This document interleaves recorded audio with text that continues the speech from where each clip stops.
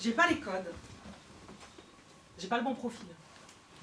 Je suis pas grosse, je suis pas mince, je suis pas vieille, je suis pas jeune, je suis pas dépressive.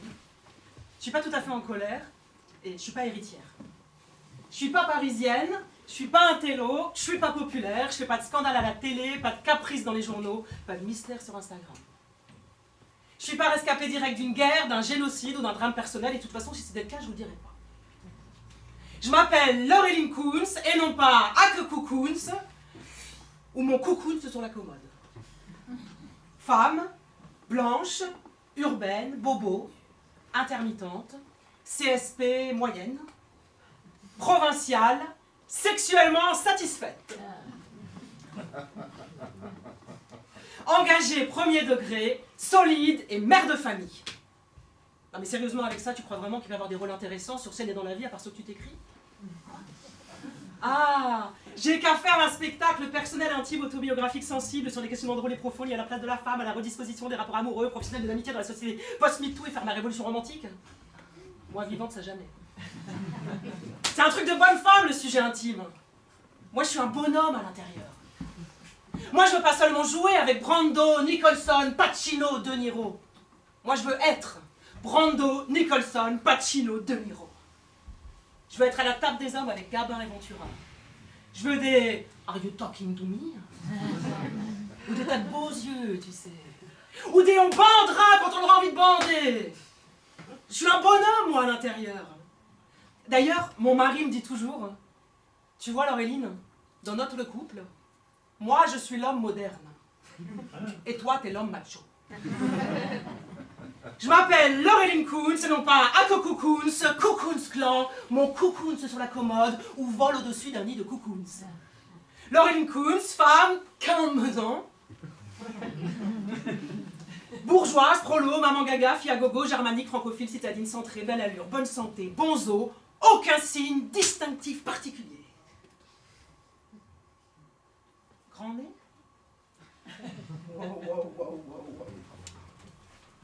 C'est un peu court, ça. On pourrait dire, oh Dieu, bien des choses, en somme. Tenez, par exemple, chirurgical, asthmatique, astigmate, myope, grand bonnet. Non, pas grand bonnet, grand bonnet. J'aime la choucroute et le houmous. J'ai un début d'anus valgus, un kératocone à l'œil, j'ai subi 2 césariennes, je suis rarement malade, j'aime pas les balades. J'ai déjà fait des tonneaux en voiture. Œcuménique. Je suis laïque, tolérante, tendance babacool résignée, rigide, moraliste, alsacienne, cool et critique. Je ne divulgue rien de ma vie privée, mais j'ai des amis alcooliques.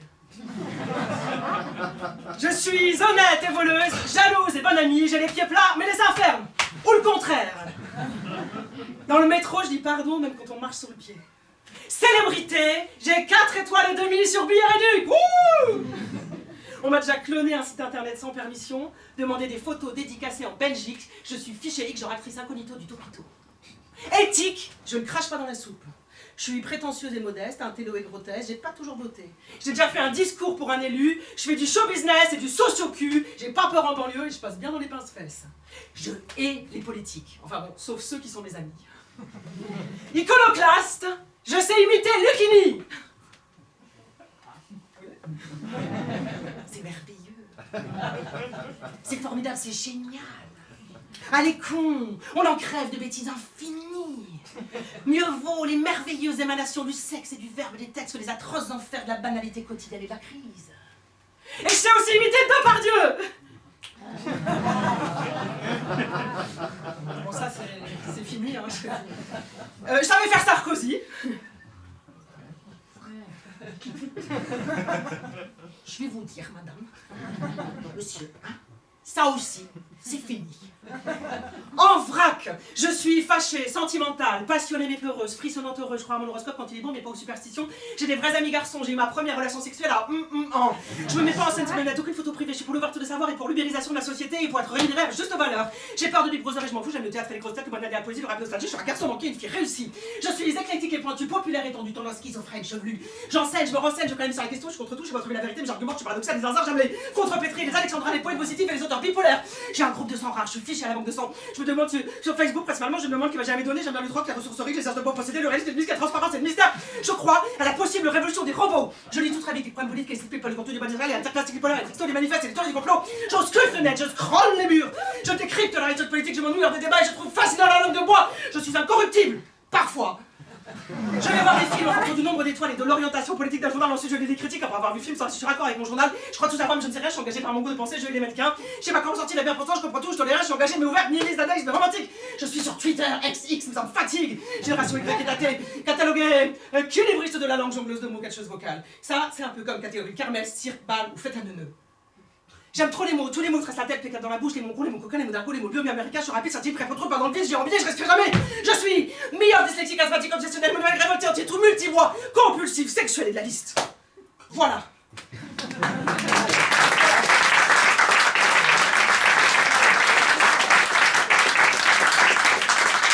Voilà ce que vous m'auriez dit, si vous aviez de l'intuition et du feeling, du sentiment et de l'esprit, mais de l'esprit, oh! N'en eûtes pas l'once d'un euro et même fractionné. Moi, c'est éthiquement que j'ai mes élégances et mes vérités. Ce que vous voyez là, comme le nez au milieu de la figure, n'est que sur moi superficielle et vaine conjecture. Empanaché de ma complexité singulière et fleurie, mon nez est bien laid, et mon âme cambrée secrète est si jolie. Et comme disait ma grand-mère alsacienne,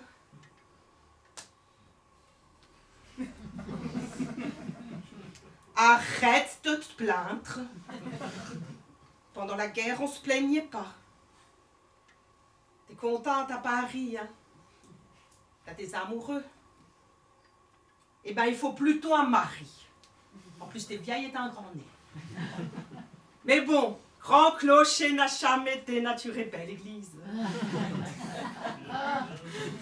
Alors moi, je suis née et j'ai grandi à Strasbourg, en Alsace. Vous connaissez ? Ah, il y en a qui connaissent. Et moi, pendant des années, à cause de la chaîne de télévision Arte, les plus jeunes, vous connaissez Arte ?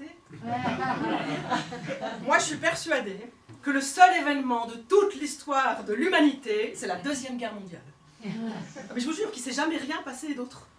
On regarde que des documentaires sur ça, avec au choix le nazisme en 3 étapes clés, nostalgie de l'Alsace-Lorraine perdue à jamais, le Troisième Reich et l'élection pour les nuls, Hitler en famille, Hitler l'artiste, Hitler le séducteur, la passion d'Hitler pour Mickey comme Kim Jong-un, Holocauste le retour ou dans la baignoire d'Hitler. Oh là, c'est génial. Non mais chaque documentaire le même, sous un angle différent. Petite, je joue avec des photos de ma grand-mère à la Libération. Vous savez, sur les chars avec la coiffe alsacienne, avec les beaux américains, et je m'invente des histoires. Où je joue avec une coupure de journal satirique avec 4 cochons dessinés. C'est un tract de la résistance. Et écrit en dessous, cherchez le 5e. C'est génial. Parce que quand on trouve le pliage secret, on voit apparaître la tête d'Hitler. C'est génial. C'est mon joujou, mon doudou Hitler. Mais vous faisiez comment pendant la guerre, mémé? Ah, mais je sais pas, Raël. Je sais pas. On cachait des gens dans la 2 chevaux, il n'y a rien à dire. On vivait. Il faut bien vivre pendant la guerre. Et malgré tous ces documentaires en Alsace, la guerre, c'est tabou total. Moi, j'ai appris, 60 ans après la mort de mon grand-père, qu'il avait été un malgré nous. Vous connaissez? Oui. Un Alsacien enrôlé de force dans l'armée allemande pendant la Deuxième Guerre mondiale. Alors mon grand-père, il a été envoyé sur le front russe, par moins 20 degrés. Et là-bas, il est parti au combat et il a jamais chargé son fusil pour pas risquer de tuer un des siens. Je n'ai jamais chargé mon fusil d'épaule. Il s'est enfui ensuite, mon grand-père, par moins 20 degrés. Il a été incarcéré par les Allemands, puis incarcéré par les Français, puis relâché. On leur avait interdit de parler français aux Alsaciens, maintenant on leur interdisait de parler allemand. Certains, comme les enfants, ils ne savaient plus du tout parler français, ils devaient apprendre la Marseillaise en phonétique. Allons, enfants de la patrie, le jour de gloire est arrivé. Et ma grand-mère, elle est issue d'une fratrie de 11 frères et sœurs, vous savez, dont 9 sœurs, plus jolies les unes que les autres, quand des officiers nazis ont décidé de faire le QG dans le restaurant familial. On n'a jamais rien su. Enfin, si. J'ai appris il y a quelque temps dans un livre sur la région que le restaurant boucherie-charcuterie familiale était un point de rendez-vous si on voulait s'évader et rejoindre la France libre, là, chez vous, là. Si vous voulez vous évader, allez au restaurant charcuterie sur la Douleur et demandez Gustave, mon arrière-grand-père. Il vous indiquera la marche à suivre pour vous s'évader par la salle à manger. Le code est dans la choucroute. C'est génial. En fait, ils étaient engagés, ils sauvaient des vies, quoi. C'est génial, quoi. Parce qu'en fait, l'engagement, c'est pas forcément un drapeau qu'on agite, c'est génial, génial, génial, génial, génial, génial, génial, génial. Tout est génial avec elle. Hein. Elle fait que bouger dans tous les sens. Hein. Elle parle vite. Hein. J'ai des vertiges. T'es contente à Paris, hein? Arrête avec ton sourire hollywoodien, là. T'as des beaux cheveux, ma chérie. Tes boucles comme moi dans le temps. C'est une permanente. T'es contente à Paris. Tu fais star à la TV. Tu fais la dinde. Ah, du théâtre. Ah, tu écris. Hein. Tu fais le clown. Il faut plutôt un travail. Un bon travail. Moi, je me suis toujours débrouillée par moi-même. Hein. J'ai jamais été une sale actrice égoïste. J'ai fait toute la panoplie des jobs étudiants sans me plaindre, jamais. Youhou! J'ai 17 ans, je suis animatrice en banlieue avec des enfants en difficulté, animatrice cirque. Je fais des pyramides d'enfants en difficulté, je les empile, ils sont contents. Alors je commence dans les quartiers du Nord, à côté de Strasbourg. Ouais, vous connaissez, c'est eux, les champions des voitures brûlées au Nouvel An. Wouhou! Et la première nuit, je suis avec des tout petits enfants dont un adorable trisomique, ça c'est le bisoutage de débutants typique colo. On campe devant la grille du centre et je vois des lumières à travers la tanche et je me dis, chic les enfants, allons voir, c'est un feu d'artifice. Mais non, c'est une voiture qui crame devant l'entrée et lance des geysers brûlants, enflammés, colorés. Moi je me décourage pas, hein. Et rebelote, là je pars à Paris et je suis animatrice en banlieue parisienne, à Nanterre. J'y vais en mini-jupe à la salle de jeu, j'ai peur de rien. À Pablo Picasso, au Mimosa, au Pâquerette, je salue les dealers sur les perrons. Wesh mademoiselle, bonjour les garçons. Ils connaissent mon trajet, mais ils me respectent parce que je m'occupe des petits frères. C'est génial, on traîne dans les caves, on sait jamais si on va rentrer en vie avec ma coloc, Céline Lachety. Le jour, j'étudie à la fac de théâtre, et la nuit, je fais les fêtes sans fin dans ma coloc haussmannienne. Les voisins portent plainte. Madame, tous les soirs, des grands noirs montent chez votre fille avec des packs de bière. Bah, il ment, maman, j'aime pas la bière. Et le jour, j'étudie à la fac de théâtre, où je sauve la veuve et l'orphelin dans les colos, les centres aérés des cités. Je suis incorrigible, mais heureuse, provinciale, mais heureuse. Et vas-y, tu t'es pris pour un bonhomme, toi? Vas-y, demande des excuses à Kevin. Voilà là, tous en rang, les maternelles, là, 2 par 2, les mains en l'air contre le mur, j'ai dit. J'ai fait pipi dans mon lit. Ouais, je suis un bonhomme, moi. Ouais, je suis un bonhomme, moi. Ouais, je suis un bonhomme. Ouais, je suis un bonhomme. Vous êtes une très bonne animatrice. Vous avez une vision circulaire et un regard périphérique. Je vous donne le diplôme avec mention cirque. Quoi? Non mais on va le retrouver demain au centre, ton bonnet. Non, quoi? Sinon ton papa il va te taper avec les câbles dénudés. Putain, il est où le bonnet là? Il est où le bonnet?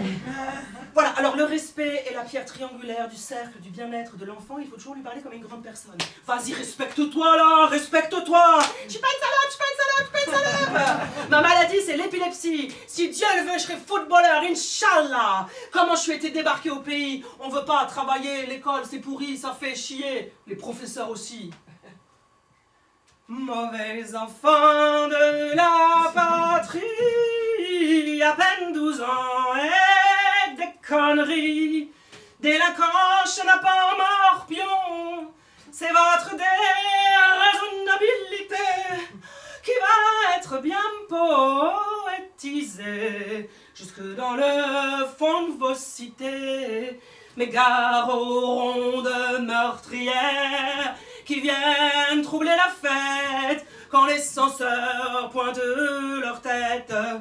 Oh là, les morpions, à bas les vocations, répression, dépression, on tourneront dans vos maisons.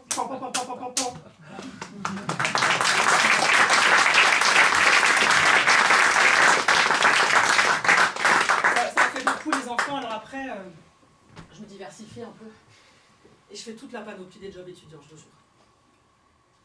Et surtout, figuration ou petit rôle au cinéma, spécialité détenue de camp de concentration. J'étais plus mince à l'époque. À mes débuts, au point virgule, en loge, je raconte ça à Alex Lutz. Vous connaissez hein, un autre comédien venu d'Alsace, Lutz Kunz. Vous avez le truc maintenant. Je lui dis, c'est dingue. Parce que moi, avec mon physique, maigre et blanche, je joue tout le temps les détenus dans les camps de concentration. Vous savez ce qu'il me dit? C'est dingue. Parce que moi, avec mon physique, petit et blond, je joue tout le temps les nazis. On en rit beaucoup, vraiment beaucoup. Sa carrière va exploser très vite. La mienne un peu moins. Moralité...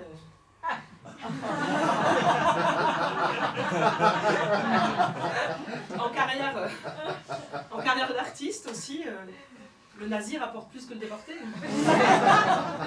Ou que le maghrébin. Hein. Mais bon, comme dirait mon père avec sa philosophie chinoise,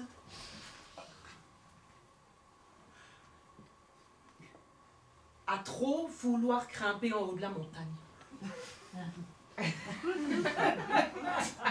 Un jour, on arrive en haut. Et on se rend compte que de l'autre côté, il n'y a rien.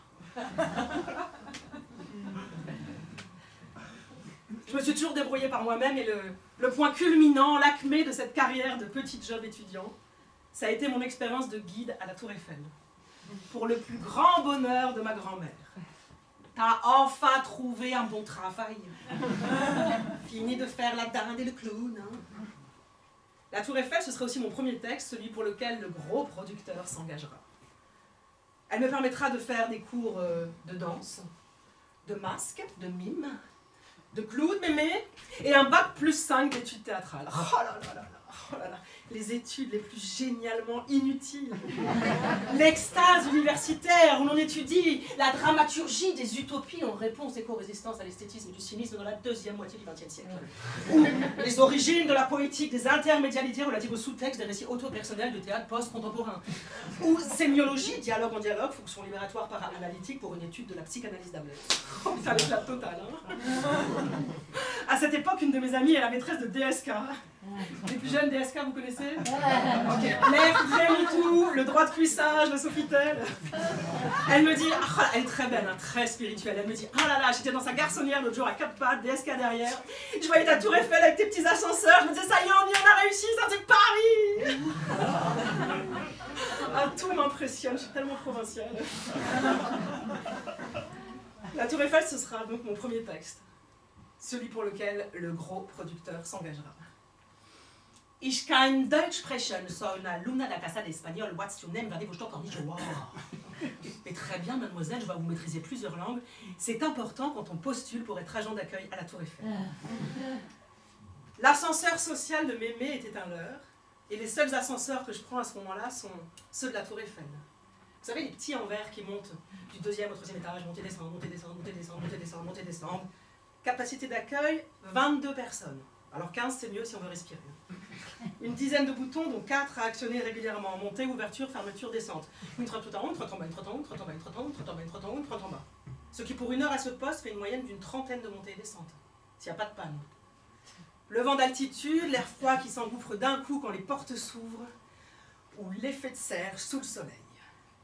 7 millions de visiteurs par an, 324 mètres, 312 sans les antennes, 15 suicides, des milliers d'évanouissements, de malaises, des pervers sexuels qui mitraillent leur caméra les culottes des filles en mini, des hordes de pickpockets à l'affût, des euros, des dollars disséminés, des blagues vendeurs à la sauvette qui s'éparpillent en courant chaque heure, un business de contrefaçon qui se chiffre en millions, des Russes à la vodka brisés vers brisés sur le dos, des Américains enchantés, épatés, émerveillés, des Japonais aux poissons séchés, très bons, des saveurs mélangées, odeurs humides, sueur, pellicules, cheveux graisseux, haleine fétide, des flux d'alcool, et les antennes de la tour qui font perdre la tête et déchargent les batteries, et en une heure, le bruit incessant de la machinerie des ascenseurs, le flux et le reflux de bétail humain, des bagarres, des claques, des empoignades en langage international, niaf, niaf, box, arf, ou kick, des litres de larmes, un nombre considérable d'oreilles bouchées, du vent, du froid, de la pluie, des intempéries, du brouillard qui fait qu'on voit plus ses mains dans le vide.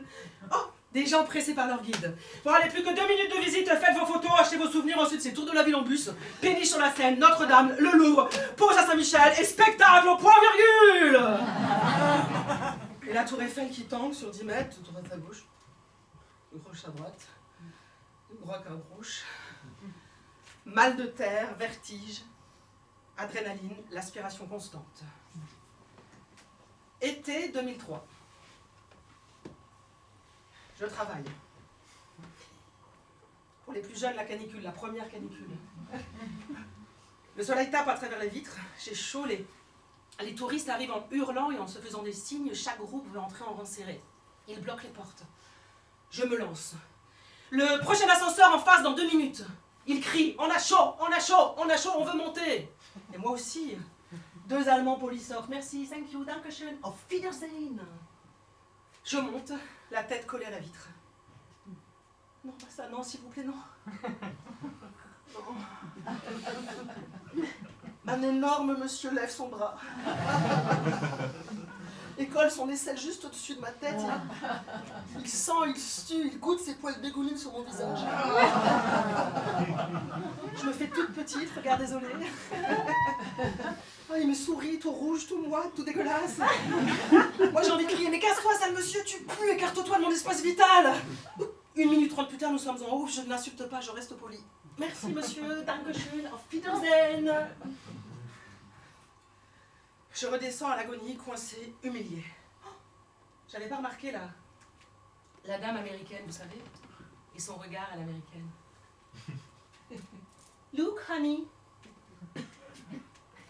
if you don't work at school, tu feras le même travail horrible que la dame tout fatiguée. Merci beaucoup, bon courage. Ils sortent, d'autres rentrent, l'ascenseur gémit, tchac-tchac va nous lâcher, je remonte, je redescends, je remonte, je redescends, je remonte, je redescends. Je brave courageusement l'interdiction de lire et tente un index sur le bouton de tenir mon bouquin de Bukowski. Oh là là. Oh là, et je ris pendant cette montée, je ris enfin du calme. Et je croise son regard. Un bel anglais, grand, fin, boucle blonde, cils blonds.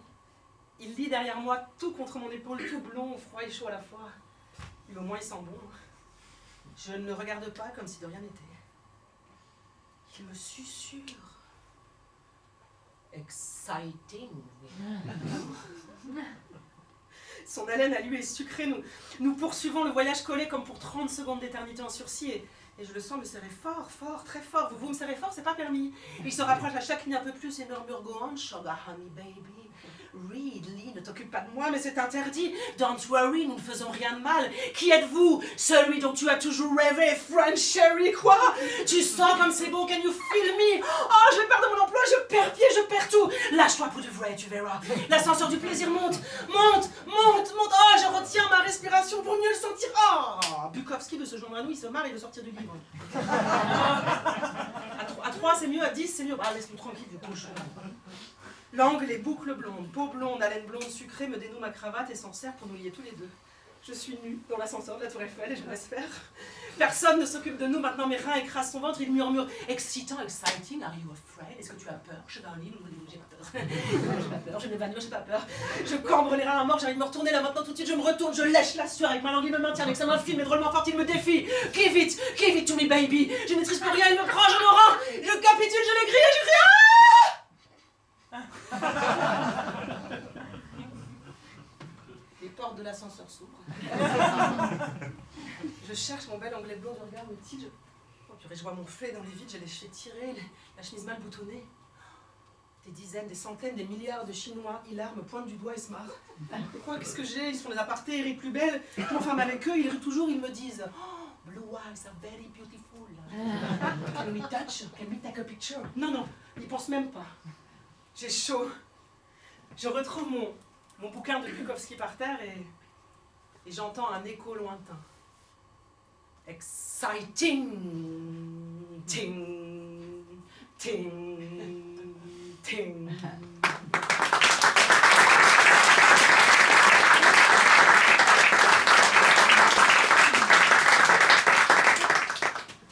Alors après la Tour Eiffel, j'ai fait la comédienne. Hein.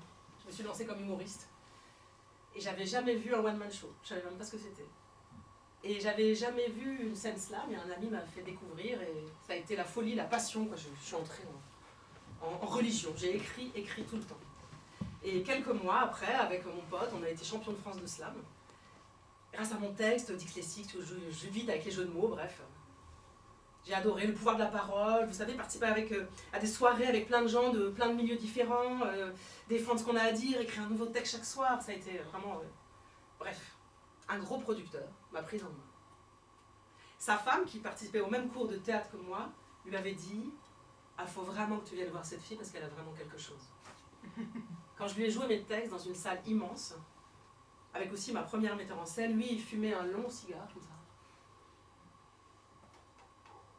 en hochant la tête. Moi, j'avais développé un énorme bouton rouge, sointant, pustulant, sanguinolent au coin de la bouche. Ta fleurie, avait dit ma première metteur en scène. Elle a vraiment quelque chose. Avait dit le gros producteur. Bref, ce que je faisais, c'était pas de la poésie, ni du one-man show, j'étais un ovni, je perdais tous les concours d'humour et je gagnais tous les concours de poésie. Pourtant, je vous jure, c'était sacrément comique. Wouhou! Bonsoir le point virgule, est-ce que vous allez bien? Ouais! Quand j'avais 25 ans, mon premier producteur me disait « Il faut que tu changes ton nom! C'est trop compliqué, tiens, change pour Lorelai! Wouhou! La Lorelai! » Il me disait aussi « Tu comprends l'héroïne? J'ai mis 100 000 € sur toi. Et j'ai même pas couché avec toi! Est-ce que vous allez bien? Ouais! On faisait de l'humour, ça me faisait rire, c'était drôle! Il me disait, toi, les trucs là, les trucs où les gens sans pile, là, ils font des pyramides humaines, là. Bah oui, les clubs échangistes, voilà. T'en penses quoi, hein? Ah, je disais, ah, berk, c'est dégueulasse, les gros porcs! Et ils changeaient de sujet, c'était gentil! Wouhou! Est-ce que vous êtes toujours là? Wouhou! Un jour, on a dîné chez lui avec... sa femme et ma première metteur en scène, il parlait de mon affiche de spectacle en buvant. Mon producteur disait on pourrait la mettre sur une montagne, avec un bandeau comme ça, où serait marqué championne de France de slam 2007. Wouhou! Ma metteur en scène disait non. Il faut lui faire une affiche de poète maudite, avec une photo comme celle de Rimbaud. Bref, il buvait, discutait, parlait de mon nez, de mes cheveux, de ma timidité. Moi, j'étais de plus en plus pompette, j'entendais que leur rire, je voyais que leurs dents. Mon producteur nous disait comme ça, la tête penchée, toujours penchée comme ça. Ça doit être dur, ton métier d'actrice. Je lui disais, aime mes spectacles, tu les aimes, mes spectacles. Et ma poésie, tu l'aimes, ma poésie. Et il me fourrait un truc dans la bouche. Tiens, goûte mon tempura au brocoli. Voilà, avec sa fourchette, c'est très intime ça quand même. J'étais de plus en plus pompette, j'entendais que leur rire, je voyais que leurs dents. Mais regarde là, elle est timide. Bon, enfin, reprends un verre, bois, ça va te détendre. Enfin, tu peux pas jouer une petite chose fragile et mignonne quand t'as la gueule de la calasse. Tu ressembles à Barbara Streisand. Dommage que t'aies pas sa carrière. Commence pas à faire ta Edith Piaf, je vais pas te ramasser dans le caniveau quand même. Ma tête tournait de plus en plus, Mon producteur a dit tu peux aller t'allonger si tu veux. Sa femme, genre grande dominatrice SM, sexy, à la voix rauque, m'a accompagnée dans la petite chambre tout en haut de leur loft. Elle était en latex, enfin je crois, je sais plus. Elle riait. Repose-toi. Avec dodo, n'aie pas peur. Je me suis écroulée de fatigue sur le lit, comme ça j'entendais encore leur rire, je voyais encore leurs dents. Et tout d'un coup, je me suis réveillée en sueur et je me suis enfuie. Enfin, il m'est rien arrivé, je me suis même pas fait violer, enfin pas cette fois, je crois. Je sais pas, ça, on sait jamais. Hein. Ensuite, mon producteur, il m'a envoyé dans plein de théâtres et il m'a lancé ici au point virgule. Parce que moi, je suis un peu ici. Et ensuite, il m'a envoyé au Festival d'Avignon. Vous connaissez? Oui. Oh là là. La plus grande foire à la saucisse théâtrale connue. Vous savez, certains détestent ça, mais moi j'ai adoré, vous savez, tracter dans la rue, sous la canicule, en fin de sandwich. Parler aux gens aussi qu'on me parle, vous savez, qu'on me parle seulement aux vraies actrices. Vous gagnez votre vie avec ça, vous êtes vraiment dyslexique, vous connaissez qui? Les gentils Depardieu en vrai, et Lucchini, vous connaissez Lucchini, vous allez le voir, mais franchement je vous le conseille, c'est dingue que vous n'avez pas plus connu. Comment vous faites pour apprendre tout ce texte par cœur? Ça doit être dur, vous avez joué dans quel film, connaissez pas, et sinon, de quoi ça parle de spectacle, de quoi ça parle de sexe? Et ben voilà, c'est pas toujours les meilleurs qui sont les plus connus, vous avez trop d'énergie, même grosse, vous serez génial. Surtout vous touchez pas à votre nez, c'est qui votre actrice préférée? Meryl Streep, elle est sympa, Meryl Streep en vrai. Et plus tard, quand j'ai rencontré mon futur mari, mon producteur a fait une équation simple. T'as quelqu'un maintenant? Il a entre de bonnes mains, il gagne de l'argent, il a une bouche sensuelle, il doit bien faire l'amour. Et paf, il a arrêté de me produire, comme ça, du jour au lendemain. Ah, je vous jure, hein, je suis passée de Mac à Mac. Encore après, quand quelqu'un me disait, mais ça va toi Laureline, tu joues en ce moment? Une femme productrice a répondu à ma place, non mais tu sais pas, elle est avec un richissime banquier libanais maintenant. Alors comme si j'avais mis un terme à ma carrière, comme si j'étais dans un harem, comme si j'avais mis un terme à ma carrière, depuis mon mari, qui d'ailleurs de richissime banquier libanais, n'a que le mot libanais qui soit vrai. Alors moi, je vais vous dire, hein, je mène une carrière normale et une vie normale, comme tout le monde. Hein. Yoga, brunch, barbecue, trier des déchets, enculade, sauce tomate, sexe, punch, verveine, psychothérapie, comme tout le monde. Hein. Quand il sort, je me fais une soirée foot pizza. Et ensuite, mon producteur, il m'a envoyé dans plein de festivals avec plein d'humoristes, enfin, vous savez, plein d'initiations rigolotes. J'ai découvert la magie du bisoutage humoristique. À chaque fois, vous savez, j'ai l'impression d'être Dory, un poisson rouge qui perd la mémoire, qui se souvient. Perd la mémoire, se souvient. Parce que chaque fois, j'oublie que dans mon milieu, l'actrice est une enfant, que les rapports de séduction sont biaisés, et que le sexe est partout, et la réalité me rattrape. Alors, vous savez quoi, j'ai fait une liste pour me rappeler de tout ce qu'on m'a dit, avec beaucoup de mélancolie. Ça se voit que tu baisses bien, toi, t'as une bonne sexualité. Bah, on fait comment? On la prend tout de suite, la nouvelle? Viens chez moi ce soir, ma femme sera pas là, tu vas voir, je vais te produire, moi je vais bien te produire. Quoi, tu veux pas réussir? Non, mais c'est normal que ça t'arrive parce que tu induis quelque chose en fait. Voilà, tu es une actrice sexuelle, pas sensuelle, c'est normal que ça t'arrive. On fait comment pour la prochaine prise? Je sais pas, je te prends, je te retourne sur la table. Il y a aussi la version cinéma d'auteur. Je préférerais que tu changes d'avis sans que j'ai à résister à la tentation car je ne peux préjuger de mes forces. Alors, c'est la même chose, mais en mieux dit. Hein. Et puis un jour, il y a eu l'inverse, vous savez. Un metteur en scène qui m'a hurlé avec intensité en répétition, mais putain de bordel de merde!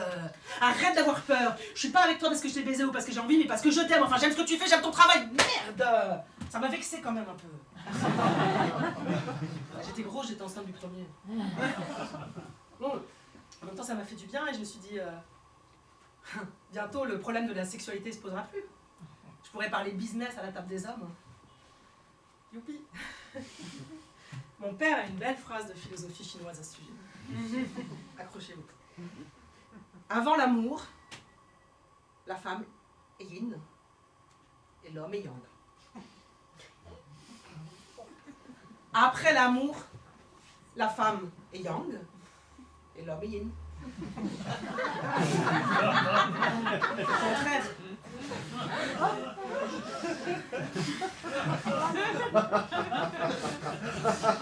Heureusement, moi j'ai mon mari. Vous savez, quand je lui dis tu m'aimeras encore quand je serai vieille et moche, c'est ce qu'il me dit. Tu es déjà vieille et moche. Non, parce que j'ai de la chance, je vous jure, parce que lui il aime vraiment les vieilles, enfin depuis longtemps. J'ai enfin l'âge, vous savez, j'atteins enfin l'âge qu'il a toujours désiré. C'est génial.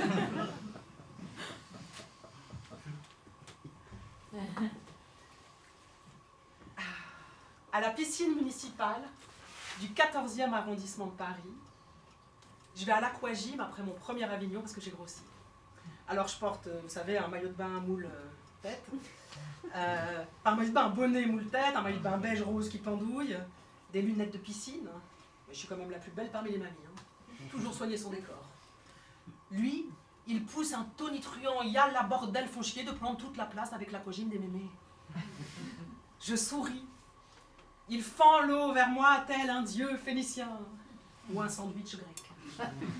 Dans son minuscule maillot transparent usé, avec son minuscule bonnet et son énorme sourire.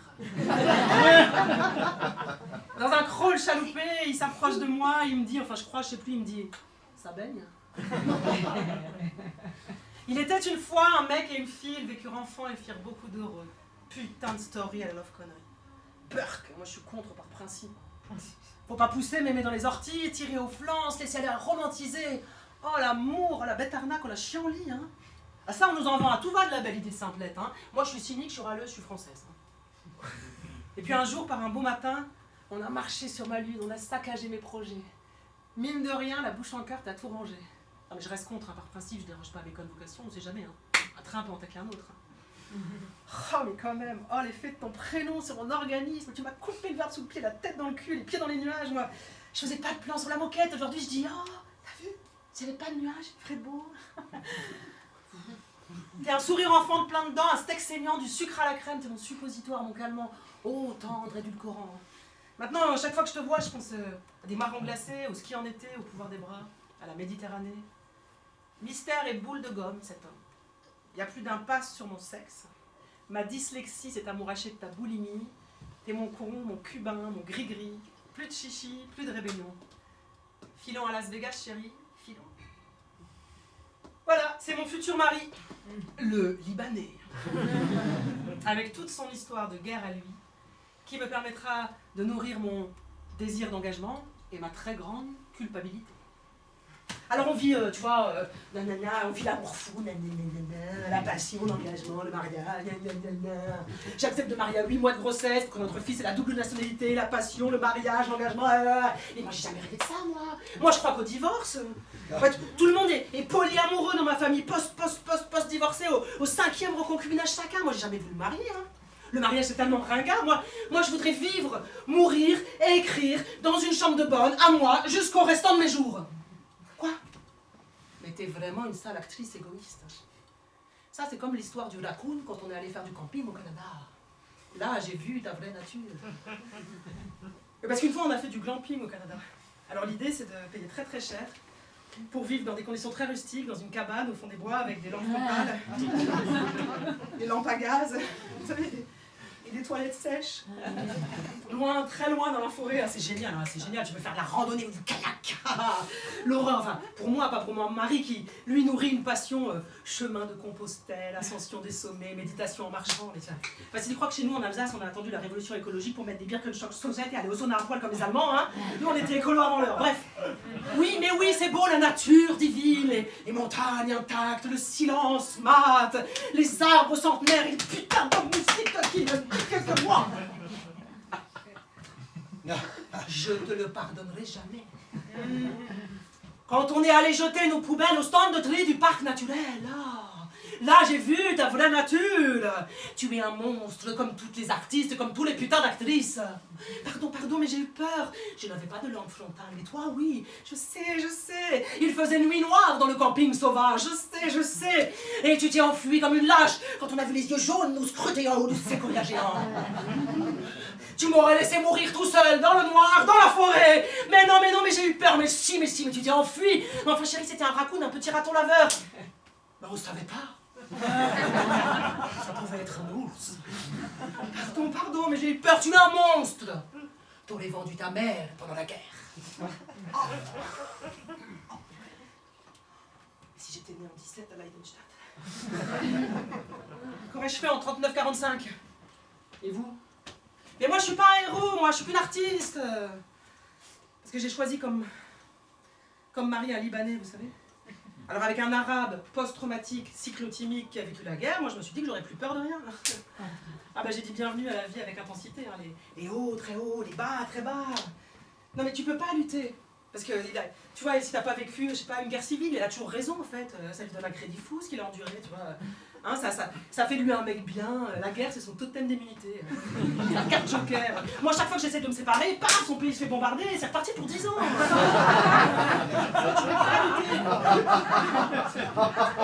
C'est le choc des cultures, quoi. Il parle fort, il marche vite, il téléphone en tapant du pied, en faisant du bruit, en criant, il claque les portes. Il sursaute quand on claque une porte parce qu'il pense que c'est des bombes. C'est le choc des cultures, quoi. Il oblige nos enfants à finir leurs assiettes. Oh, il surjoue le bon père méditerranéen, bon, fort et autoritaire à la fois. Il m'interdit de manger du saumon fumé au petit-déj parce que c'est caché. Tu peux pas lutter, quoi. Je veux dire, tu peux pas. Je veux dire, il s'énerve avec mon calme. Il me dit comme ça, il me dit tu m'énerves avec ton calme, là, passif, agressif. Mais il veut faire des activités, lui, vacances, déco, musée. Il supporte pas mon bordel de création, son bordel de création. Quand est-ce qu'elle va le danger? C'est en attendant Godot, cette affaire, hein. Moi, ça fait 16 ans que je l'attends, Godot. Ça fait 16 ans que j'attends qu'elle range. Mais il a aussi un humour noir de dingue, vous savez, comme tous ceux qui ont vécu des trucs atroces, quoi. C'est son humour qui m'a séduite. Vous savez, il peut parler de la mort avec esprit. Et moi, quand je mets des Spartiates, il m'appelle Russell Crowe, le gladiateur, à cause de mes mollets alsaciens. L'autre jour, on regardait du cirque à la télé, et il m'a dit, toi, dans la pyramide humaine, tu serais pas voltigeuse, hein, tu serais porteuse. Hein.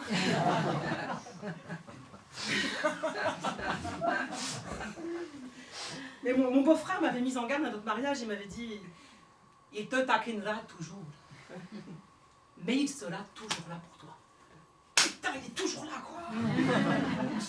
Non, tu peux pas lutter, quoi. Toi, regarde, une de ces anecdotes mignonnes, c'est l'histoire de son oncle qui lui prêtait une kalachnikov déchargée pour s'endormir quand il avait peur dans la guerre civile. Et il dormait avec une kalach doudouchnikov. Qu'est-ce que vous voulez que je raconte, moi, maintenant? Quoi, ah oui, bah oui, j'ai qu'à raconter mes accouchements. La première fois, comment j'ai failli mourir en couche lors de ma première césarienne en urgence dans un hôpital public français qui pratique le tiers payant. Ou la deuxième fois, lors de ma deuxième césarienne, comment j'ai été merveilleusement accompagnée par des sages-femmes dans un hôpital public français qui pratique le tiers payant. Bonjour, je suis Georges, votre sage-femme.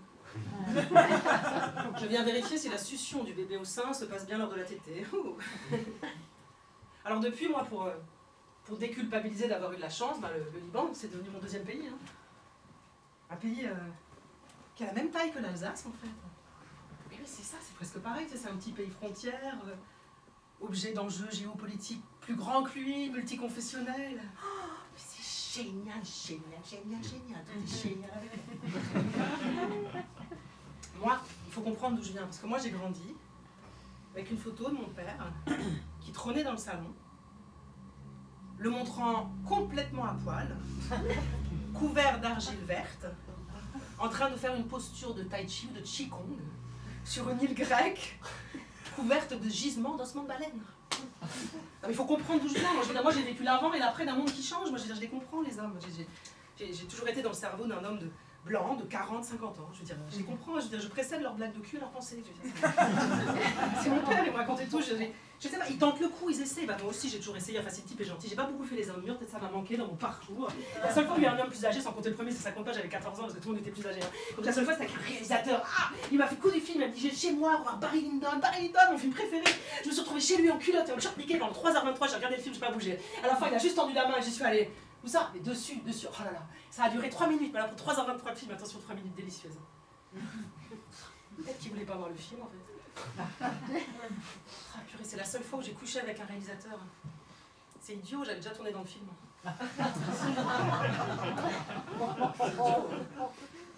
Allô papa? Allô? Oui? Ça va mon papa? Oui? Oui, alors là je mange dans un restaurant gastronomique délicieux dans les Vosges. C'est pas bien, je viens de finir ma diète détox, je vais encore avoir un ventre plus gros. Hein? Ensuite j'ai une séance avec mon ostéo, puis un shiatsu, puis je rentre à Strasbourg donner les 5 cours de Qigong junior et senior. Oh j'aime pas les vieux, moi, berk. Ensuite chamanisme avec Dominique, une petite méditation pour faire baisser ma tension, puis on rentre en Allemagne faire un bilan santé naturopathe total. Hein? Ma copine elle a 45 ans, elle est vieille, moi, berk. Et toi ça va ma chérie? Pas trop fatiguée et stressée avec ta carrière d'actrice parisienne? Enfin, c'est lui l'actrice en fait. Moi j'ai toujours été soutenue par ma famille et puis là il est bien. Non mais là il est bien mon père parce qu'il a 83 ans, avec sa dernière petite copine, de 45 ans sa cadette. Non il est bien là. Non Laureline, attends assieds-toi. Assieds-toi Laureline. Je voulais te dire finalement ton père et moi, on va pas faire d'enfants.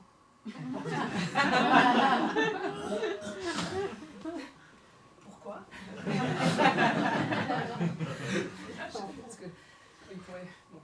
Parce que j'ai toujours été soutenue par ma famille et puis moi rien de matin, moi je suis complètement zen, complètement bouddhiste. Vous savez, héritière de parents 68 ans, non pas hippie à fleurs dans les cheveux comme on l'imagine, non, super boomer quoi. Vous savez, profitant à plein de 20 années après mes 68, 20 années sans crise, sans guerre, sans nuages jusqu'aux années 90. Petite, on vit presque à poil sur des îles désertes à côté de la Crète. Puis on revient, plus bourgeois, dans la belle maison alsacienne à Colombage, à Schiltigheim. Mes parents donnent des fêtes surréalistes avec des gens de tous les milieux mélangés. Ma mère invite ses étudiants, FLE, ou réfugiés du Chili, de Thaïlande, du Liban. Ah, le Liban déjà. Mon père joue du blues ou du boogie-woogie avec les coudes. Les musiciens s'échangent des instruments quand mon père n'en a plus. Il improvise des onomatopées avec la bouche. Les voisins sont les bienvenus, prolos, bourgeois, artistes ou ouvriers. On cuisine tous ensemble, des festins sans fin après, avec parfois 20 Thaïlandaises au fourneau. Les enfants s'endorment dans le bruissement de la voix et des musiques, les clochards ont leur doggy bag. C'est la maison du bonheur. Enfin bon, jusqu'au divorce de mes parents, à la ruine et à la déchéance du rêve post-hippie, intello, artistico, solidaire. Mon père a choisi la médecine chinoise, le rebirth, l'ésotérisme et une femme de 27 ans, sa cadette à ce moment-là. C'est parce qu'elle était plus dans son truc. On s'est retrouvés avec ma mère et ma sœur dans un appartement proche de la gare de Strasbourg pour le début d'une adolescence olé olé. Mais alors ça, c'est l'objet d'un autre spectacle en ce moment. Mais moi, depuis, en souvenir de la maison, je positive toujours et j'entends souvent la voix de mon père avec sa philosophie chinoise. Si tu connaissais pas la pluie, comment tu pourrais apprécier le beau temps?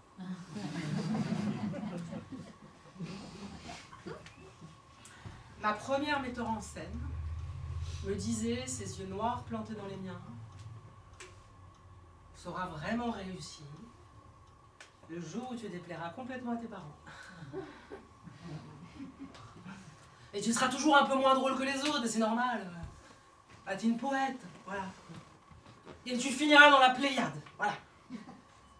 Et peut-être que tu n'auras qu'un seul tome. Mais c'est pas grave, parce que t'es une poète, t'es championne de France de Slam 2007, voilà. En même temps, championne de France de Slam 2007, c'est un peu comme meilleure baguette 82. Hein.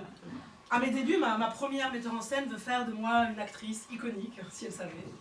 Entre 10 bouteilles de whisky et 11 verres de Chablis, elle dévalise de bon marché pour moi. Elle me couvre, vous savez, d'habits, de maquillage, de chaussures. Tu dois être un clown, mais sexy. Et je vais y mettre tout mon fric pour que tu y crois. Elle est folle, extra-lucide, visionnaire et alcoolique. Mais vous savez, elle me regarde vraiment, elle m'apprend à maquiller mes sourcils, à mettre du vernis en rouge, noir, le seul, le vrai, ou à couper ou assembler mes textes, où elle coupe mes longs cheveux bouclés jusqu'aux fesses. Ses ciseaux dans une main. Et son... Ouais, c'est là.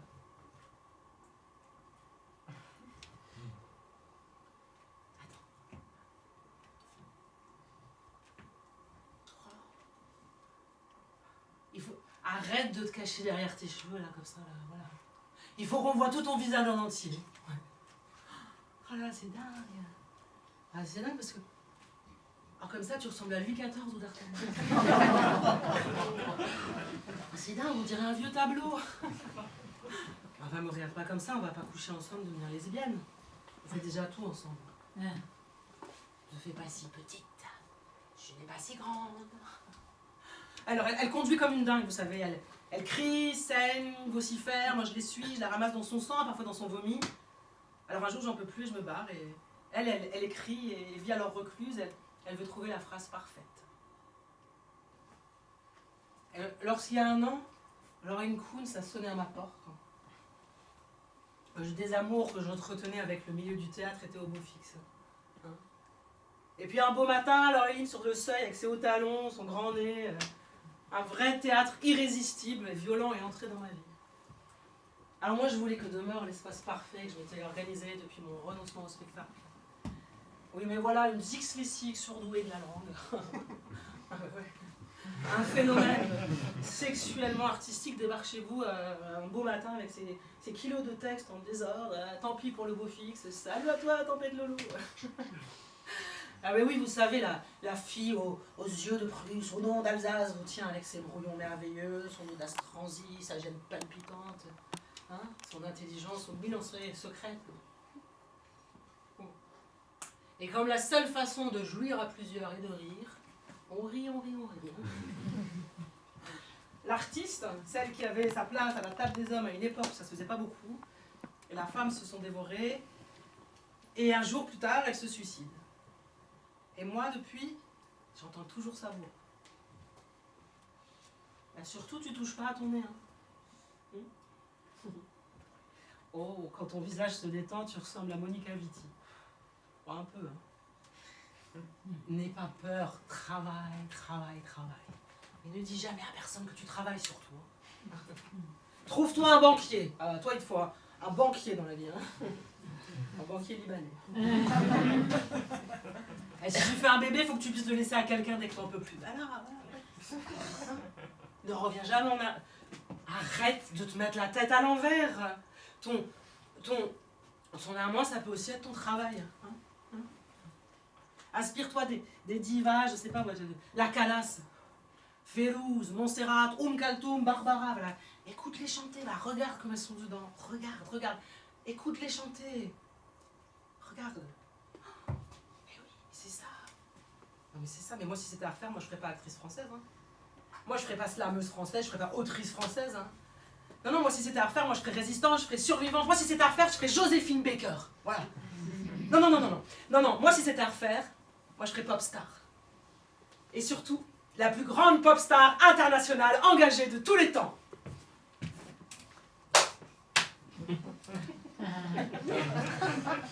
J'avais les fesses molles, mais Beyoncé m'a délivré. Et j'ai vu, de mes yeux, vu la lumière au bout de la tonnelle. Un postérieur luisant dans la nuit, touché par la grâce de la graisse. Aujourd'hui, je suis présidente de l'association Fat Ass Queen Bee, plutôt popotin que macramé, mouvement de libération de la fesse. Ah ah, ma fesse dans ta face. On t'aime, Queen Bee, déesse voluptueuse, majestueuse, boutilicieuse. Quand tu déhanches tes reins, que tu déchaînes ton refrain, tu éclates les freins. Avec le sexe, t'as de l'or entre les mains. Allez, je voudrais dédicacer mon slam à toutes les reines du dance floor. Féministes, femmes au foyer, single ladies and survivors. Mes chères sœurs, prenez le pouvoir. Au nom de l'iconique sexy lady et de toutes les new bimbo, à Lyon Cuisseau et Ciboulot. Putain, c'est beau. Ah, c'est parti. L'armée des Amazones est en marche, les nouvelles héroïnes crachent, puis les bronzés dorés bodybuildés en monokini tresse et string ficelle. La féministe 2.0 se dresse et se dévoile. Allez, toutes les filles seules chanter. C'est parti. Wa ah ah ah ah. Wa ah ah ah. Libérez-vous du carcan corseté là. Hein? Donnez de la voix, ouvrez la voix, car la voix c'est le sexe, c'est la force, c'est la classe. Ah ah ah ah ah. La lutte des classes. Ouais, parce qu'aujourd'hui, pour exister en tant que femme, il faut des followers, un compte Instagram, faut donner du fantasme, de l'image. Faut soigner son gros buzz. T'aimes ça, garçon? Je suis ton couple, Fanny. Suis le sillon de mes vibrantes cuisses, glisse sur le sommet de mes reins, suce le sucre de mes bassins et bois ma limonade, quand même. Allez, viens, et smack it bien. Je vous habite bien lourd, dédicace à toutes les sisters. Les plates, les fat, les costauds, les cougars, les culs à rebond et les gros pétards. Mes chères sœurs, prenez le pouvoir, rejoignez le lobby anti-prutro. Marie-Madeleine attitude. Au nom de la Vierge, de Louis XIV et du Saint-Esprit, les panthères sont sortis du maquis. T'aimes ça, garçon? Allez, viens plus près, viens twerker. D'un coup de rein, je vais te Kim Kardashian, mais bien. Ici, c'est pas Simone B, manifeste mamie ou féminisme zinzin, mais Queen Bee, lutte décomplexée, concours t-shirt mouillé. Je suis déchaîné, déhanché, libéré, délivré. C'est clair, je suis la codesse de la fesse, Dr. Jekyll et Miss Hot. C'est le pop-pop chamanique. Smack it. Comme ça, garçon? Je savais bien que t'aimais ça. De mon postérieur rebondi, je t'aspire entre mes cuisses. Tu glisses, minuscule nain, dans mon origine du monde, tu te perds, tu frissonnes, je te gronde. Dans mes capitons, tu te tais. Adipeux Amazon convoque le chakra magique. Allez, c'est parti, les filles. Et le périnée, contre. Ils sont la sève montée. Mes chères sœurs, la prêtresse sexy et la femme de demain. On ne naît pas femme panthère. On le devient. Car la voix, c'est le sexe, c'est la force, c'est la classe. Ah ah ah ah. La lutte des classes. Wa ah ah ah ah.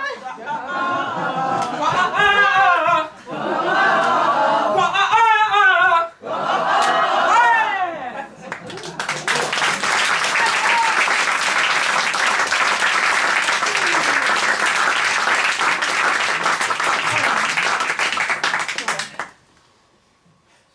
Quand je dis à ma psy, mais pourquoi est-ce que j'attire toujours des gens dépressifs? Ça veut dire que je suis dépressive moi-même. Vous savez ce qu'elle me dit? Oh non, je vois pas du tout dépressive. Non, ça c'est les poètes maudits, ceux qui s'accrochent à vous. Non, je vois beaucoup plus hollywoodienne. C'est ça, vous avez le profil hollywoodien. À la classe, non? Quoi? Vous êtes tellement Woody Allen.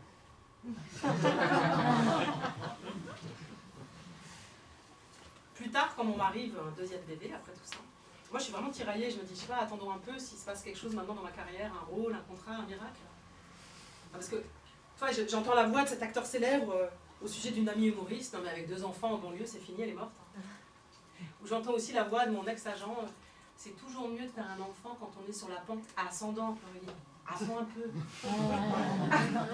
Je suis tiraillée, je me dis attendons un peu, et puis mon mari me dit tu veux pas un bébé, un joli petit bébé. Je dis non, j'ai trop de choses à vivre. Et une nuit, alors que je rêve jamais, j'ai fait un rêve, vous savez. Je suis dans un immense hôtel particulier, dans un appartement à la moquette épaisse, drap en soie. Je joue avec du maquillage de luxe étalement, il y en a plein, je suis comme une petite fille, je tape les tubes, j'ouvre, je me maquille comme ça. D'un coup, j'entends un bruit. Oh putain, c'est Isabelle Huppert qui apparaît comme par miracle dans le reflet du miroir. Vous savez, elle me dit bonsoir. Vous savez, sa voix grave et profonde d'Isabelle Huppert. Que ça, comme si elle faisait en fragant des lits, je lâche la poudre tombe, que ça, je la regarde, que ça, en souriant, bêtement, je dis bonsoir. Elle me dit comme ça, sans bouger, comme une statue magnifique dans le clair-obscur sur mesure, on va dîner? Et je lui dis, ah bah oui, je range la poudre, je lui dis, ah bah oui, on va dîner. Et là, elle me dit, mon mari sera là. Votre mari sera là? Et pouf, mon mari apparaît. Putain, il est toujours là, quoi. Il me regarde Isabelle, me regarde Isabelle, elle me dit, arrête de sourire, là, c'est pas possible. Je regarde mon mari, ça, je lui dis, on va dîner. Et mon mari me regarde, il me dit, et les enfants? Des enfants, quels enfants? On a des enfants, nous, des enfants, on a des enfants. Et là, mon mari, il ouvre la fenêtre, on est désormais tout en haut d'une tour. Elle s'ouvre sur un jardin à la française, buis vert pétant, fontaine d'eau, et nos enfants jouent au loin, ils sont des centaines de milliers. Vous savez, à la marelle, au cerceau, ils sont dans leur petit costume bleu beau comme un Stanislas. Je vois mon fils au loin, j'ai fait coucou mon chéri, c'est maman! Et je sens Isabelle Huppert me transpercer le dos de son regard de profondeur, de regarditude. Je ferme la fenêtre d'un coup, comme ça. Je regarde mon mari, je dis allez, viens là, hop là, on va manger. Allez, dépêche-toi, avance, chut, tais-toi, on va manger. Et là, on suit Isabelle Huppert et mon mari me regarde, il me dit c'est dingue, on va dîner avec Meryl Streep. Huppert, chérie, Isabelle Huppert. Et on suit la silhouette d'Isabelle Huppert, l'actrice des actrices qui chaloupent devant nous, menue, immuable et forte, laissant là nos milliers d'enfants abandonnés. Non, je suis pas sûre à ce moment-là pour le deuxième. Bon, et puis j'ai baissé la garde et je tombe enceinte. Voilà. À une cérémonie de théâtre, je croise l'humoriste star du moment. Elle n'a pas d'enfant, elle a 42 ans. Elle va recevoir un prix et moi je lui dis, comme pour m'excuser, je lui dis et ben moi en ce moment je fais des bébés. C'est ce qu'elle me dit. Et ben moi en ce moment je fais des spectacles. Et elle repart sur scène récupérer son prix. Et moi, plus ma grossesse avance, plus j'ai peur que mon état créatif ne recule. Vous savez, je vois toutes ces femmes sans enfants accoucher d'Oscar, de César, de Molière, pendant que moi je me prépare une deuxième césarienne. Parce que les grandes artistes n'ont pas d'enfants. Hein. Elles sont lesbiennes, bisexuelles à la rigueur, elles couchent avec l'ennemi ou elles abandonnent leurs enfants. La grossesse et la maternité réduisent ton temps de vie, ton QI et laissent l'artiste sur le bas-côté, honteuse, flasque, exsangue et obèse. Sans compter ensuite les années qui vont s'enchaîner plus durement jusqu'à l'âge inéluctable de l'inutilité maternelle ou devenue une femme entre deux âges. Plus vraiment de figure de mère désirée déboire, mais pas encore vieille mamie inoffensive. Tu seras reléguée au rang de vieille folle moche ménopausée qui comprend rien mais coupable de tout, hein, de toutes les pathologies de l'enfant, allant de l'énurésie à la dyslexie en passant par le manque de goût. Entre-temps, toi, tu vas garder un corps de petite fièvre, ne pas effrayer le réalisateur intellectuel fragile que les initiales de ton nouveau-né a gravé sur ton ventre, intestin et tes hanches de déesse désormais dévorantes. Oui, alors je suis en plein conflit création-procréation.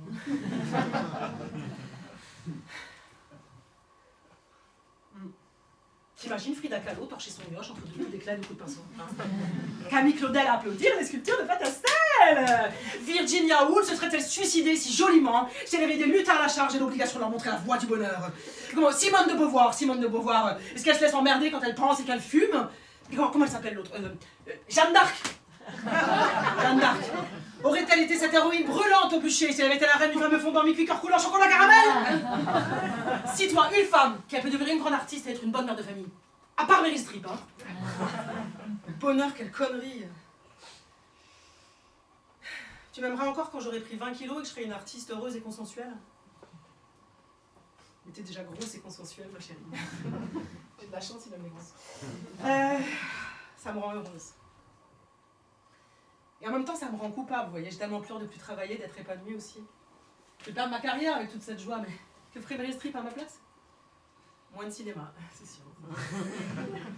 Et bon, comme dirait mon père avec sa philosophie chinoise, si t'as mal aux pieds, mange du chou.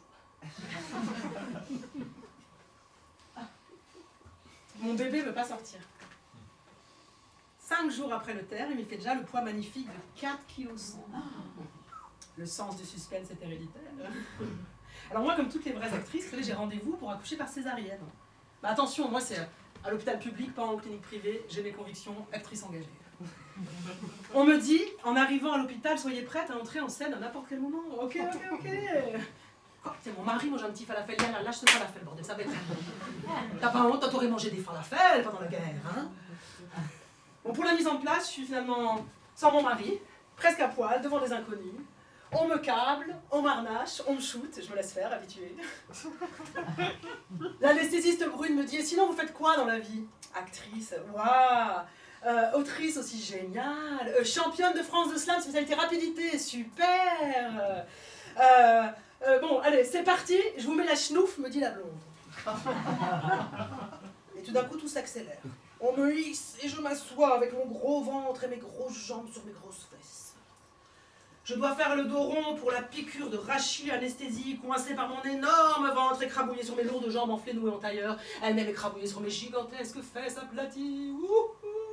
Je suis une malade marron sur une île déserte grecque. Je penche la tête avec mes lunettes de grande myope couvertes de buée. Et je vois au loin mes parties intimes à l'air pleines de bétadine.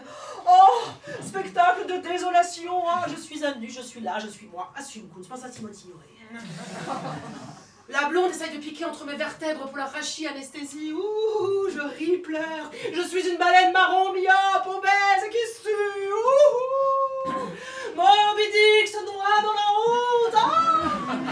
Oh, elle pique à côté. Oh, c'était le nerf des tragédiennes, je crois. Je pense à Phèdre, que ces vains ornements, que ces voiles de pèse, que l'importunement, enfin bon, tous ces nœuds a pris soin sur ma tête d'assembler mes cheveux. Ah, j'attrape le bras de la brune. Aïe, dis donc, elle est costaud, la vedette engagée. Il rit. Ah, quel public, quel public.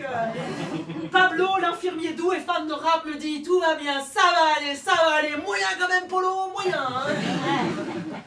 Ah, elle pique bien enfin, on m'allonge. Ouh, bras en croix. Ouh, complètement shooté.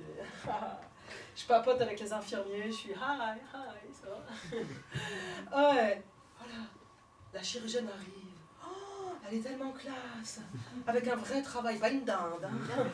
Oh là là, elle, ah, slameuse, ah ouais, slameuse, actrice, chanteuse, tout ça, tout le tintouin, bam bam, si, bien la famille. Ah, elle commence l'incision pour la césarienne et tout à coup elle s'interrompt, elle fait... Bah, et le mari. Oh, le mari, on a oublié le mari. Les anesthésistes s'affolent, le mari, ciel, mon mari. On est au boulevard maintenant. Mon mari arrive enfin, il s'assoit sur un tabouret à la hauteur de ma tête, un drap étendu pour lui épargner le clou du spectacle chirurgical. Il ne me taquine pas, pourquoi il fait ça, il est toujours là, celui-là. Ah. La chirurgienne commence l'incision, elle me dit, vous me faites un petit slam? Je vous fais un petit slam si vous faites une belle cicatrice, en fait. Je fais toujours des belles cicatrices. Je fais toujours des bons slams. Je déclame avec difficulté. Dipsestique. Je suis dixlestique, picchuné, fiablème, caustix, toxix. Dans la hutte du Père Noël, mes cadeaux, c'était un mélangement des mots plus un défaut de pornonciation et mon petit pull en moulaire mauve qui me fuit partout. Je savais que jamais j'atteindrais le carré SAV dans les boîtes VIP. Je serais toujours une hurle avec la berlou. Mes parents, ils me saupoudraient sans fesses. Travaille ton vocabulaire, fais des effets forts. Sinon, personne n'y voudra te fiançailler et tout le monde y va gréver au pied. À force de me sentir dicule, j'ai agrégé que j'étais différente, pas fermentée. Et je voulais pas rendre la peau de l'ours avant l'avoir ruée. Juin 2007, à la MC 93 de Bobigny, au théâtre. C'est la finale du Grand Slam national. Je me rappelle, on a tous slamé, c'est la fin de plusieurs rounds de combat de mots. Notre équipe est à égalité avec l'équipe des 4 autres rappeurs, mais on a eu des meilleures notes dans les rounds précédents. On doit être les vainqueurs, on commence à fêter la victoire. Quand le coach des rappeurs déboule règlement à la main. Putain, les rappeurs, ils ont un coach, maintenant il n'y a plus de saison. Attendez. Au championnat de slam, si les équipes arrivent à égalité en finale, le tournoi en entier devra se jouer au tie-break, un texte contre un autre, la mort subite. On se regarde avec mes potes, consternés, tirage au sort, les 4 rappeurs ils vont en premier et performent fièrement un rap qu'ils ont bien répété. Le Slam Master crie, et pour les rappeurs, je vois un 10 et encore un 10, brouhaha. et un 9,9. Mes potes me regardent, vas-y avec ton texte là, le dixtestique, où tu joues vite là, avec les jeux de mots là. Vas-y, non, j'ai pas envie, non, si, vas-y. Je me lève avec ma petite robe de provinciale, mes petites ballerines blanches et je me lance. Les mots fusent. À force de me sentir ridicule, j'ai ingrégé que j'étais différente, pas fermentée, mais je voulais pas rendre la peau de l'ours avant de l'avoir ruée. Un des jeunes dans la salle m'interpelle, et vas-y la dyslexique, montre que t'es sauf. Et moi j'accélère, une fusée. Un gars un jour m'avait frôlé mes pommettes assaillantes et ma bouche et l'âme, j'étais toute émotivée. J'ai parlé comme ça, d'un bout d'assaut, je crois du texte, il a délaté comme un sapin. Alors j'en ai eu marre de tout, même de mon orthophoniste, et je m'en suis partie. J'ai pris mes tics et mes tocs, j'ai pris le courage dans ma main et je me suis suicidée. Oh, j'ai défloré les étoiles étincelantes, j'étais au paradis des dyslexiques, j'ai mis mon petit pull en moulin à pour absorber je suis restée fille à même, tes mérites. J'ai annulé de respirer en apnée. Mon petit pull en moulin et moi, on s'est fait la dalle, on se rend cru puis on s'est évadoré. Je fais une cut comme ça d'un coup, je plante la flèche, le silence est si long et j'entends un murmure dans la salle. Le Slam Master crie les notes et pour la dyslexique, je vois un 10, un 10, un 10 et encore un 10. Je touche plus de terre, on me tape la tête comme à une boxeuse. Je me sens comme une pop star. En loge, on se précipite. Merci, merci, ça m'a permis de comprendre la réalité des banlieues. Quel engagement citoyen, quel courage, mais quel courage. Non mais comment tu les as entenus? T'en as des grosses, toi. C'est ça, la culture pour tous. Oh, ça va la ferme, vous, hein. C'est le miracle de la mission associative de la pédagogie du vivre ensemble. Il n'y a pas de miracle, il n'y a que du travail, travail, travail. Sortez, sortez, sortez, sortez, ça suffit. Ça n'est jamais arrivé ici, les jeunes, ils ont tellement appris. Nos enfants de la patrie. Bon, ça suffit là. Ça suffit, la ferme, sortez, sortez, sortez, appelez-moi le directeur. Vous êtes une grande. Je sais reconnaître les grandes actrices quand je les vois. Vous me faites penser à la Isabelle Huppert.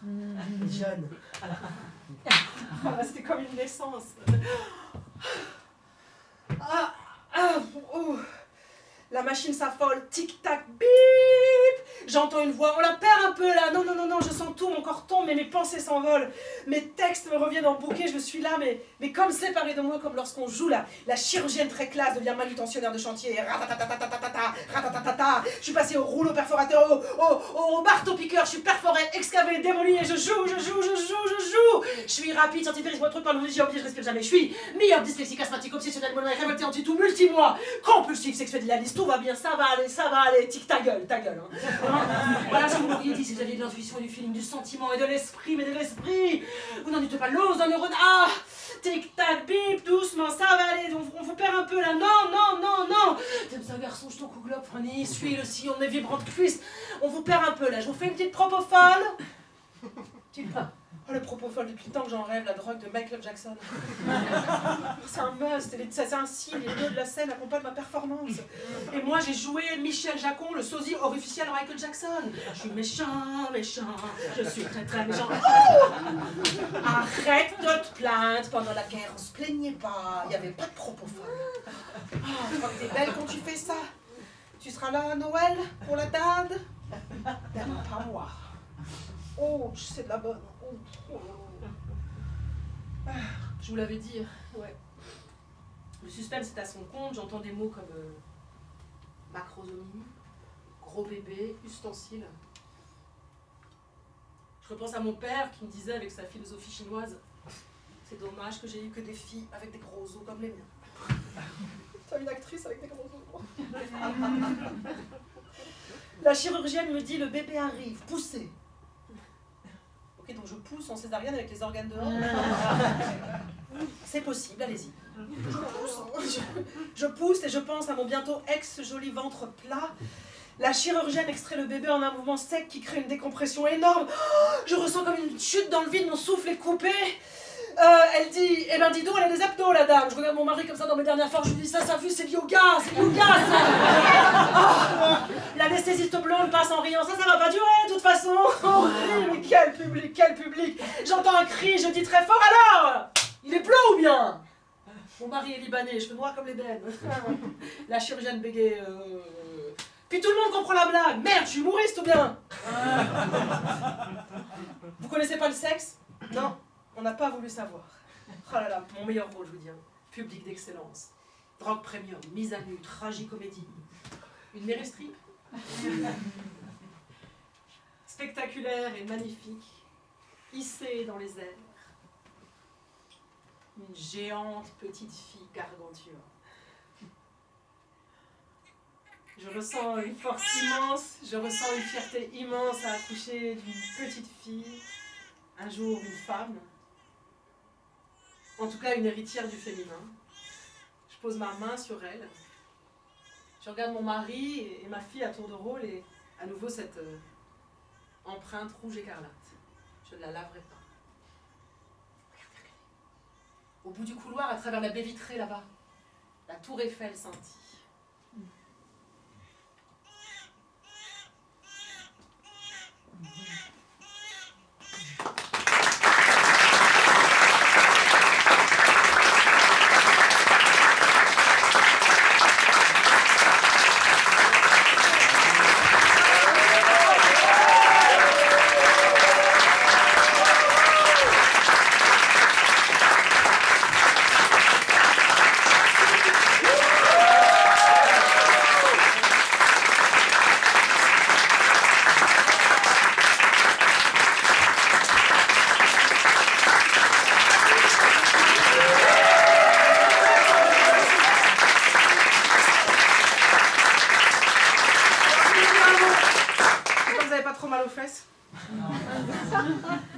J'étais pas revenue ici depuis 10 ans, donc je suis très émue. C'est ici où j'ai commencé, où le gros producteur m'a mise pour la première fois.